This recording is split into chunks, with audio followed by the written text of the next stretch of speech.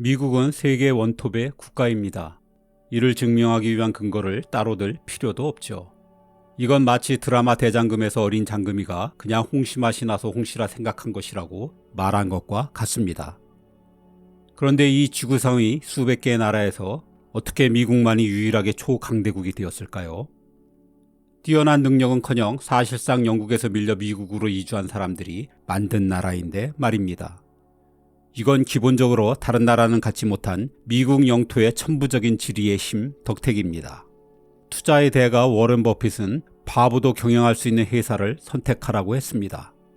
조금 극단적으로 말하자면 미국이라는 땅은 바보들만 살아도 초강대국이 될 수밖에 없는 환경을 타고났습니다. 도대체 미국은 지리적으로 어떤 축복을 받은 걸까요?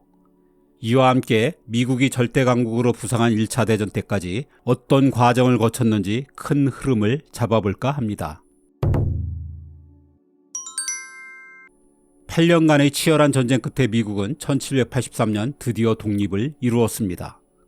이때만 해도 미국은 유럽의 열강에 비해서 한참 부족한 국가였습니다. 독립 당시 미국은 동부 해안에 치우쳐 있었고 인구도 400만 명이 채 되지 않았습니다. 그러던 나라가 100년도 안 되어 영토가 대서양에서 태평양에 이르게 되었고 인구가 무려 3천만 명이 넘어서게 되었습니다. 이런 극적인 변화가 그냥 올 리 없습니다. 여기엔 1803년의 루이지애나 매입이라는 신의 한 수가 있었습니다. 미국의 운명을 바꾼 터닝 포인트죠. 미국의 영토 확장은 주로 두 가지 방법으로 이루어졌습니다. 강대국의 땅은 돈으로 사고 아메리카 원주민이나 멕시코 같은 만만한 상대의 땅은 총칼로 빼앗는 것입니다. 루이지애나는 당시 프랑스 땅이었습니다. 짐이 곧 국가다라는 말로 너무나 유명한 루이 14세의 이름을 따 루이의 땅이라는 뜻입니다. 루이지애나라고 하니까 재즈의 도시 뉴올리안스가 있는 미국 남부의 작은 주로 오해하실 수 있습니다. 당시 루이지애나는 지금의 루이지애나 주뿐 아니라 몬태나, 미네소타, 네브래스카, 캔자스, 미주리, 오클라호마, 아칸소주 등 지금의 미국 중부를 이루는 거대한 땅덩어리였습니다. 원래 미국이 사려던 곳은 뉴올리언스 일대였습니다.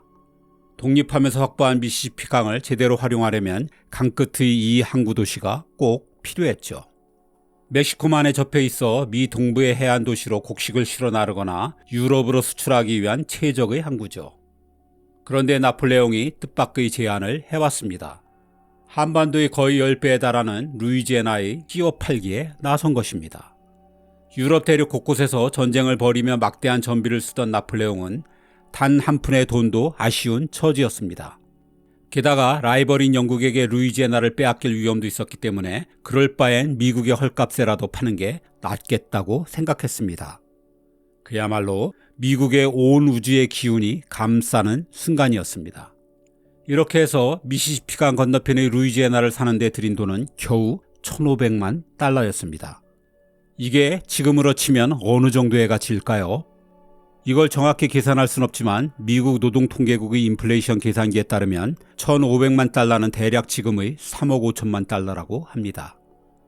루이지애나의 전체 크기가 212만 제곱킬로미터이니 우리식으로 평수 계산하면 미국은 루이지애나를 사는데 한 평당 겨우 0.7원을 지불했을 뿐입니다. 이 말도 안 되는 가격에 산 루이지애나가 왜 중요하냐면 미국이 지금의 초인류국이 되는데 결정적인 기반이 되었기 때문입니다.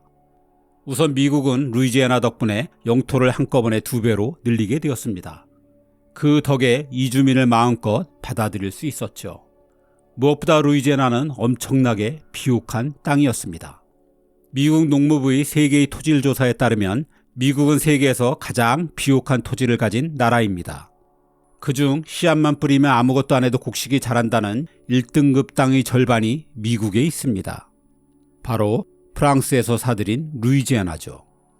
그 외에도 대부분의 루이지애나 땅이 최상급의 토질로 통하는 3등급 안에 있습니다. 참고로 우리 땅은 가장 좋다는 전라도가 5등급입니다. 비료를 쏟아부어야 수확을 기대할 수 있는 수준이죠. 그 외 땅은 6, 7등급의 산지에 속하니 농업이 과학화되기 전 우리 선조들의 삶이 얼마나 고단했을지 짐작이 갑니다. 어쨌든 이 덕에 미국은 자급자족이 가능한 국가가 되었습니다. 그리고 오늘날에는 그걸 뛰어넘어 세계 최대의 농산물 수출국입니다. 그런데 단순히 비옥한 땅이라면 루이지애나가 미국을 천조국으로 만드는데 결정적인 이유가 되진 못했을 것입니다. 비옥한 토지로만 따지면야 미국만큼은 아니어도 우크라이나나 프랑스, 아르헨티나 같은 나라도 있습니다.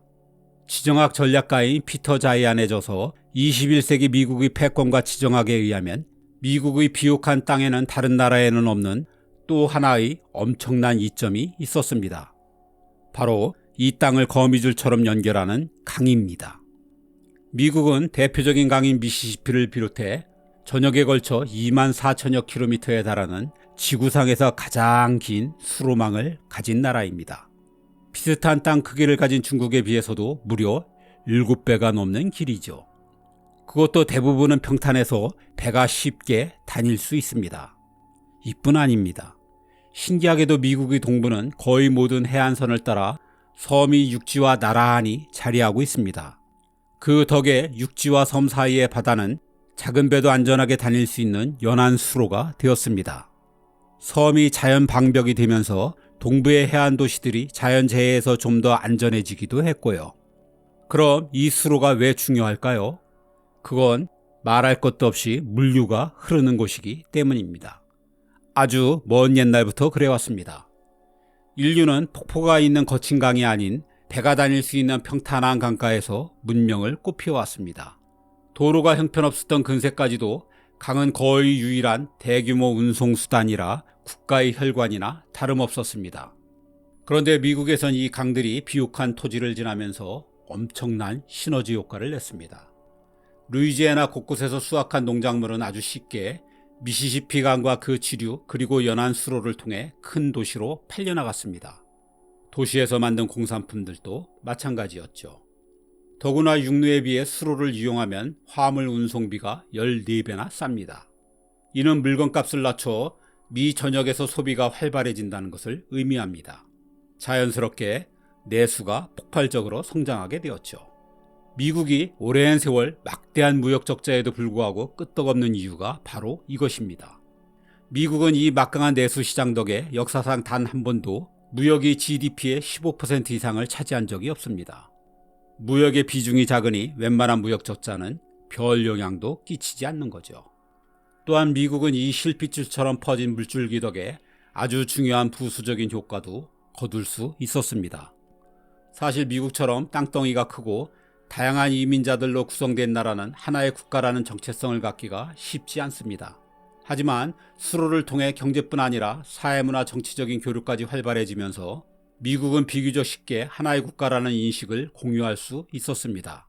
도로나 철도, 항만 같은 인프라를 구축하는 데 드는 비용도 당연히 크게 절감할 수 있었고요. 이렇게 해서 초기 미국은 일찌감치 엄청난 자본을 축적할 수 있었습니다. 그리고 이 돈으로 미국은 스페인한테 플로리다를 500만 달러에 사들여 유럽으로 가는 수출길인 멕시코만을 확보했습니다.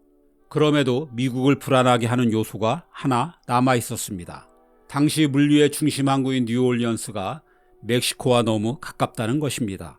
그래서 1845년에는 잠시 멕시코로부터 독립해 있던 텍사스 공화국을 미국에 병합시켰습니다. 이 때문에 멕시코와 전쟁이 벌어졌죠.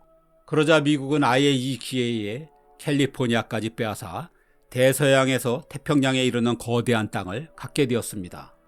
이로써 미국은 세계 초강대국이 될 모든 지리적 조건을 완성하게 되었습니다. 이 결과 미국은 어떤 이점을 누리게 되었을까요? 첫째, 미국은 훗날 혹시 있을지 모르는 캐나다와 멕시코의 침공을 막아줄 아주 중요한 자연장벽을 갖게 되었습니다. 북쪽으로는 험준한 산맥과 숲이 있고 남쪽으로는 사막과 고지대라 대규모 군대가 육지로 미국을 침공하기 무척 어려워졌습니다.